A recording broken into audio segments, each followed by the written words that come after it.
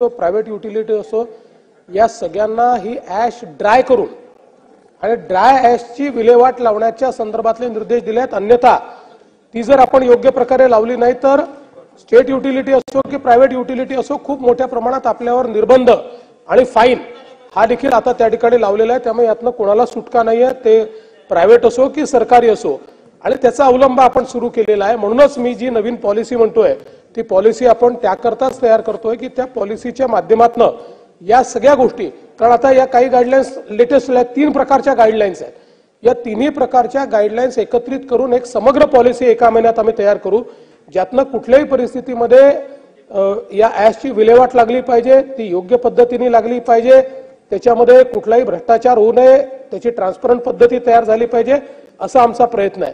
आणि आपण जे सांगितलं मुळातच आता ही जी काही ॲश आहे याला सगळ्यात मोठा गिराईक हे सिमेंट फॅक्टरीज आहेत, कारण ही जी ॲश आहे ही सिमेंटची स्ट्रेंथ वाढवते।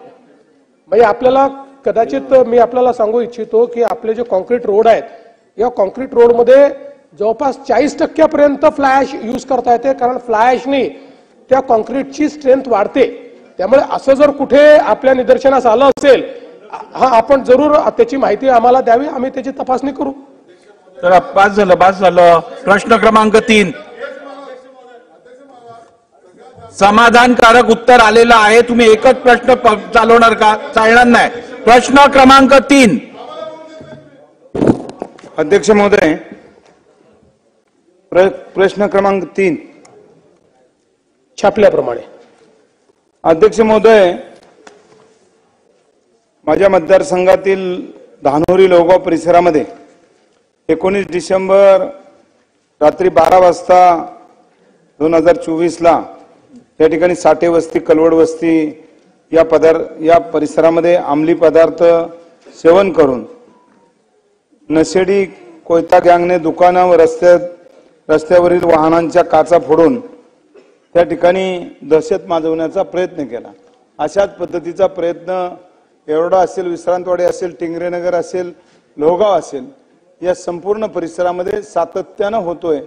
आणि त्या ठिकाणी जे व्यावसायिक आहेत ते रस्त्यावर व्यवसाय करतायत, आणि म्हणून हा लोहगावचा परिसर फार मोठ्या प्रमाणामध्ये वाढलेला आहे। त्या ठिकाणी मोठ्या वसाहती झालेल्या आहेत, बिल्डिंग झालेल्या आहेत, आणि त्या परिसरामध्ये खऱ्या अर्थानं पोलीस स्टेशनची सोय होण्याची गरज आहे। लोहगाव हे एअरपोर्ट लगत असणारं गाव, आणि त्या गावाचा परिसर पाहिलं तर 2600 हेक्टरमध्ये हे गाव साहेब आहे, आणि त्या गावाची जर लोकसंख्या पाहिली तर त्या ठिकाणी पोलीस स्टेशनची गरज आहे। एक पोलीस चौकीत असल्यामुळे त्या ठिकाणी वारंवार आम्ही तक्रारी करत असतो, परंतु या गोष्टीला आळा बसत नाही।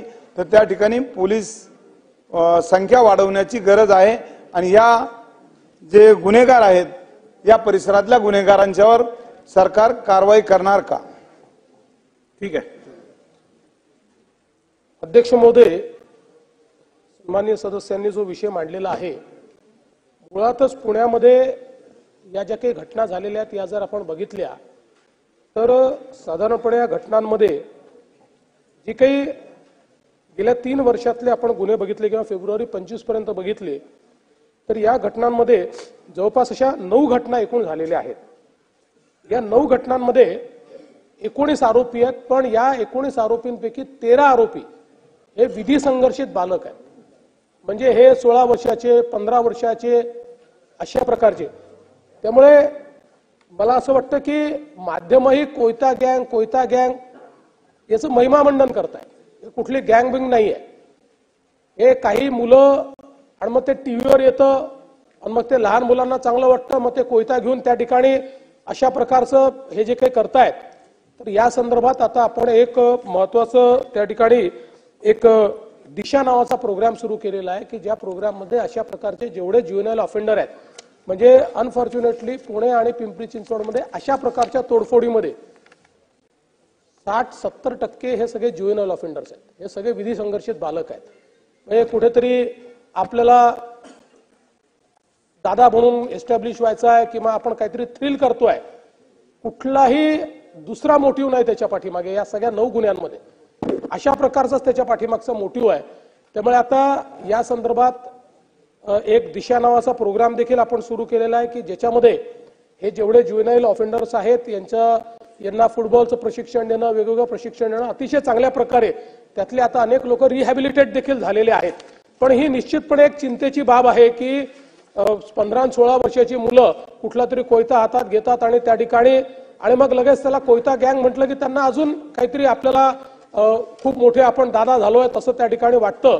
तर मला असं वाटतं की याकडे आपलं निश्चितपणे लक्ष आहे आणि याच्यामध्ये साधारणपणे पुण्याचं संपूर्ण आता जो काही वाढता भाग आहे हा बघता पहिल्यांदा एका झटक्यात पुण्याला 7 पोलीस स्टेशन्स आपण नव्याने मंजूर केलेले आहेत. कारण आपण म्हणतो ते खरं आहे की एकेका पोलीस स्टेशनची हद्द ही इतकी मोठी झाली होती की त्याच्यामुळे ते कंट्रोल करणं देखील कठीण होतं. त्यामुळे खराडी, वाघोली, नांदेड फाटा, आंबेगाव, काळेपट्टण, फुरसुंगी, बाणेर असे 7 पोलीस स्टेशन हे नव्याने आपण सुरू केल्यामुळे आता पोलीस स्टेशनची हद्द जी आहे ती देखील लिमिटेड झालेली आहे. त्यामुळे निश्चितपणे मला असं वाटतं की जे काही पोलिसिंग आहे याच्यामध्ये आपल्याला त्या ठिकाणी फायदा होईल. दुसरं, पुण्यातलं सीसीटीव्हीचं नेटवर्क हे अधिक बळकट करण्याचा आपला प्रयत्न आहे.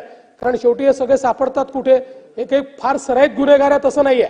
त्यामुळे हे सीसीटीव्हीत सापडतात, लगेच पकडले जातात आणि मग त्यांना आपल्याला विधी संघर्षित बालक असल्यामुळे त्यांना आपल्याला सुधारगृहात पाठवावं लागतं, त्यांचं रिहॅबिलिटेशन करावं लागतं. आणि म्हणून मुळातच अशा प्रकारे एक गोष्ट अजून याच्यामध्ये चांगली झालेली आहे की आता हा जो नवीन भारतीय न्याय संहिता झालेली आहे या भारतीय न्याय संहितेने जे काही गुन्हेगार असतात किंवा जे काही सराईत असतात या लोकांनी जर एखाद्या विधी संघर्षित बालकाला किंवा 18 वर्षाच्या खालच्या एखाद्या मुलाचा उपयोग एखाद्या क्राईम मध्ये केला तर त्यांनी स्वतः तो क्राईम केला असं समजून त्याच्यावर आता आपल्याला कारवाई करता येते नवीन कायद्याप्रमाणे. त्यामुळे ही जी आता प्रवृत्ती बळावली होती की लहान मुलांना एम्प्लॉय करायचं आणि त्यांच्याकडनं क्राईम करवून घ्यायचा जेणेकरून त्यांना आपल्याला जेलमध्ये टाकता येत नाही, शिक्षा देता येत नाही, याच्यावर आता या नवीन कायद्यामुळे एक आपल्याला चांगलं माध्यम मिळालेलं आहे. त्यामुळे अशा प्रकारच्या गुन्ह्यांमध्ये जर त्यांचा कुठल्याही व्यक्तीशी संबंध निघाला किंवा कुठल्याही व्यक्तीने अबॅटमेंट आहे, उचकवलेला आहे, एम्प्लॉय केलेला आहे, सांगितलेलं आहे असं सांगितलं तर त्या व्यक्तीने तो गुन्हा केलाय असं समजून त्याच्यावर आता कारवाई आपल्याला करता येते. ती कारवाई देखील आपण सुरू केलेली आहे. त्यामुळे मला असं वाटतं की निश्चितपणे या संदर्भात राज्य सरकार पूर्णपणे सजग आहे. बस ना तर चेतन तुपे, 1 मिनिट. चेतन तुपे. ना मला दिले संधी. अध्यक्ष महोदय, मुख्यमंत्री साहेबांनी आता सगळं सखोल सांगितलं. याच्यामध्ये खऱ्या 2 पुण्यामध्ये आणि संपूर्ण जागी मोडस ऑपरेंडी 2 झाल्यात. छोट्या मुलांचा वापर करायचा आणि मोठे गुन्हेगार त्याच्यामध्ये या छोट्या मुलांना वापरून घेत आहेत. पण याच्यामध्ये नुसतं वापरून घेत नाहीयेत मुख्यमंत्री साहेब, याच्यामध्ये त्यांना अंमली पदार्थाचं व्यसन लावत आहेत. त्याच्यामध्ये टर्माइटची इंजेक्शन असतील, ती इंजेक्शन घेतल्यानंतर त्या मुलांना काही कळत नाहीये. ती इंजेक्शन खुलेआम आता बाजारामध्ये विकत मिळत आहेत. मागच्या वेळी पुणे पोलिसांनी धडक कारवाई करून 1.5 कोटी रुपयाची इंजेक्शन पकडली होती. अनेक ठिकाणी कारवायात केल्यात. पुणे पोलीस अतिशय चांगलं काम करत आहे. पण पान टपऱ्यावरती मुख्यमंत्री साहेब बटन नावाचं एक गोळी मिळते.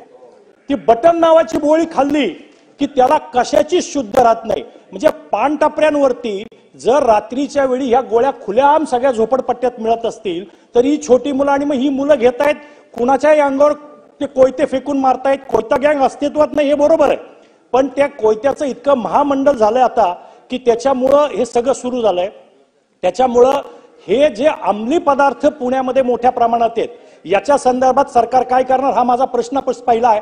दुसरा प्रश्न, जे नायजेरियन किंवा अंमली पदार्थाची विक्री करणारे बेकायदा नागरिक पुण्यामध्ये बराच काळ वास्तव्यास, म्हणजे अनेक ठिकाणी त्यांनी फ्लॅट घेतले, तिथंच ते राहत आहेत, अनेक परदेशी नागरिक आहेत, याच्या संदर्भात सरकार काय करणार आहे हा एक विषय.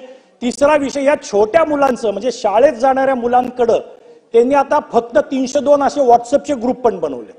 त्याच्यामुळे हे छोटी मुलं वापर करणाऱ्या या ज्या संघटित काही गुन्हेगार आहेत किंवा मोठे लोक आहेत, कारण या मुलांना पुढे पाठवायचं, तोडफोड माजवायची आणि नंतर मग पैसे किंवा हप्ते चालू करायची, ही एक मोडस ऑपरेंडी आहे. त्यामुळे ह्या गोष्टीसाठी काय करणार आहे हे माझे 3 स्पेसिफिक प्रश्न आहेत. नाही, अतिशय महत्वाचा विषय या ठिकाणी सन्माननीय सदस्यांनी मांडलेला आहे.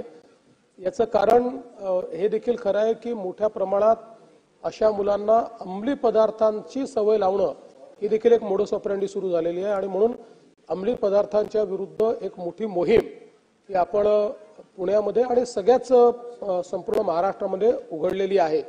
आपण बघितलं असेल तर गेल्या 3 वर्षांमध्ये जेवढ्या मोठ्या प्रमाणात अंमली पदार्थ आपण पकडले तो देखील एक रेकॉर्ड आहे, पण तरी देखील याचं पेनिट्रेशन हे वाढत आहे। कारण पूर्वी हे जसे नायजेरियन पेडलर वगैरे अशा प्रकारचे लोक हे विकायचे, पण अलीकडच्या काळात डार्क वेबच्या माध्यमातून किंवा अगदी इंस्टाग्राम ही देखील एक मार्केट प्लेस झाली आहे। इंस्टाग्रामवर त्या ठिकाणी डायरेक्ट मेसेजच्या माध्यमातून ऑर्डर प्लेस होते आणि तिथनं कुरिअरच्या माध्यमातून त्याची डिलिव्हरी होते।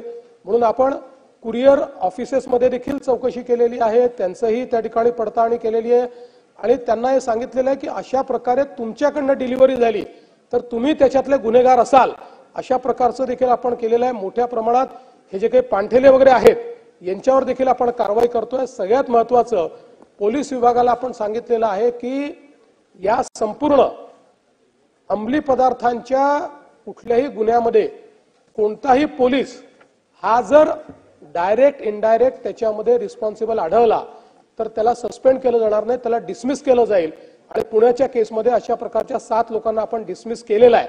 त्याच्यामुळे या संदर्भात झिरो टॉलरन्स अशा प्रकारची आपली पॉलिसी आहे। हे जे नायजेरियन्स वगैरे आहेत यांचं देखील आपण ट्रॅकिंग करतोय। मुळामध्ये यातला प्रॉब्लेम एवढाच आहे की यांना आपल्याला डिपोर्ट याकरता करता येत नाही की यांच्यावर गुन्हा आहे आपल्याकडे आणि आपल्या कायद्यानुसार त्यांच्यावर असलेल्या गुन्ह्याचा निकाल लागेपर्यंत आपल्याला त्यांना डिपोर्ट करता येत नाही। त्यामुळे त्यातले अनेक लोक डिपोर्टेशन मध्ये, जसं आता बांगलादेशी पण आहेत, आता बांगलादेशी घुसखोरांचा प्रश्न आपल्यासमोर तोच आहे की बांगलादेशी जे आपण पकडलेले आहेत यांना आपल्याला त्यांच्यावरचा गुन्हा जोपर्यंत आपण निकाली काढत नाही तोपर्यंत डिपोर्ट करता येत नाही। त्यामुळे 300 लोक पकडतो आणि त्यातले 25 लोक फक्त डिपोर्ट होतात, बाकीच्यांना आपल्याला या ठिकाणीच निगराणीखाली ठेवावं लागतं।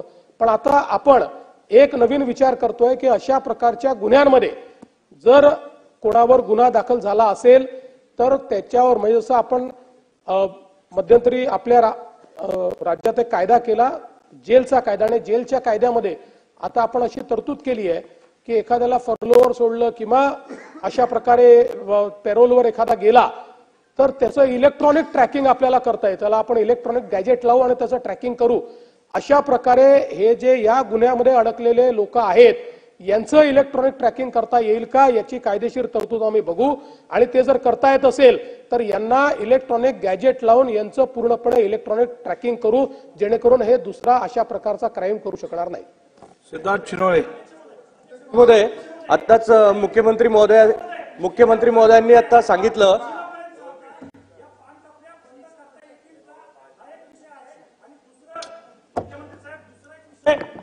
दुसरा विषय असा आहे की हे जे विधी संरक्षित बालक आहेत हे 15 वर्षाचे आहेत, यांनाच वापरलं जातंय, तर कायद्यामध्ये काही सुधार करता येतील का या मुलांच्यासाठी की यांना सुद्धा थोडीशी सौम्य शिक्षा झाली तर थोडंसं फरक पडेल, नाहीतर हे थांबणार नाही। ही सारखी मुलं वापरतायत आणि पुढे त्यातूनच गुन्हेगार परत तयार होत आहेत। झोपडपट्टीमध्ये आम्ही असं बघितलंय की 15-15, 16-16 गुन्हे झालेत, अनेक वेळा सेंटरमध्ये जाऊन आलेत तरी परत गुन्हे करतायत, त्यामुळे याच्यामध्ये काही सुधार करता येईल का?